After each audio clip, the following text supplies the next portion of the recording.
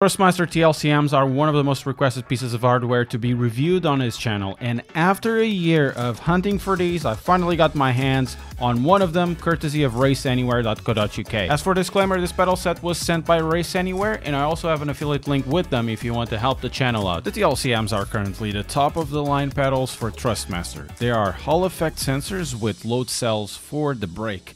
They have been insanely popular as they offer excellent characteristics at a very competitive price.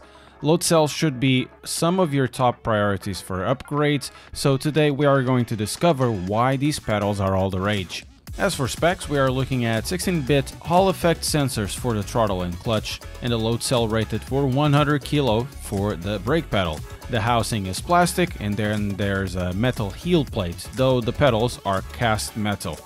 The box comes with a few spare springs and washers to customize the braking experience, as well as some pads to change the angle of the pedal faces. There's also a mounting scheme sheet if you need to drill something.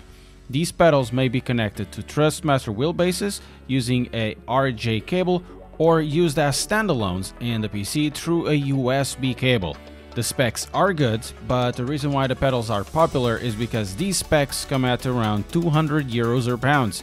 I've seen them as low as 150 pounds or 170 euros in some places at certain times of the year. At that price, the TLCMs will compete with the Fanatec CSLs, but with the advantage that you can get these at brick-and-mortar stores, and in a lot of cases you can get them on Amazon with next-day delivery. In the future, I'll be doing a comparison between those two pedal sets, so follow this channel and keep up to date. They can be used on the floor, as the bottom has some rubber pads, though I wouldn't recommend it, or you can mount them on the rig by attaching the pedal base with 4 M6 bolts, which are not provided in the box. On the back, you can see the connections, the RJ for the wheelbase and the USB-A for the PC. Let's take a second here to praise the decision of Thrustmaster to put the connection just here, where it's easily reachable by everyone in every circumstance. It's something that a lot of companies should be doing in their pedal sets. One of the main selling points of the TLCMs is the possibility of the brake being customized. In the box there are some extra springs, a few washers, and some guides.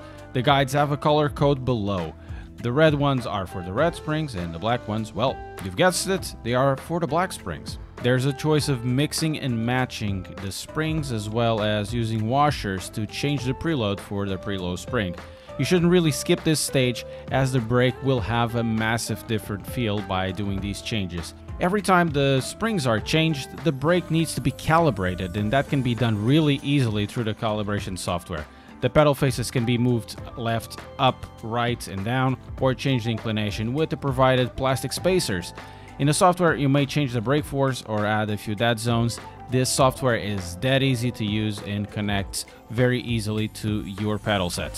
While we're having this closer look to the pedals, these have quite a noticeable sway side to side, so the fit isn't quite what other pedals of the same price are, for example the Fanatec CSLs. I've seen some complaints about the build quality of these pedals as they start to creak after a year or so. It's not every user that has them, but it's something that it's worth noticing. Leaving that aside for a moment, this is a pedal set with a lot of features at a very decent price, but that doesn't mean a lot if it doesn't perform. But you know what? This does perform. After first trying them out, there's absolutely a first impression.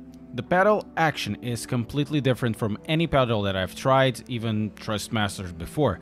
This is because of where the spring is located in relation to the pedal face. This makes the force of the spring actuate in the extremity of the pedal, creating an arched pedal feel. This was strange in the beginning, but soon enough I got used to it. The throttle and clutch are nicely weighted. The side-to-side sway of the lever isn't too noticeable once they are being used, though personally I feel that they have too much travel. More about that in a moment.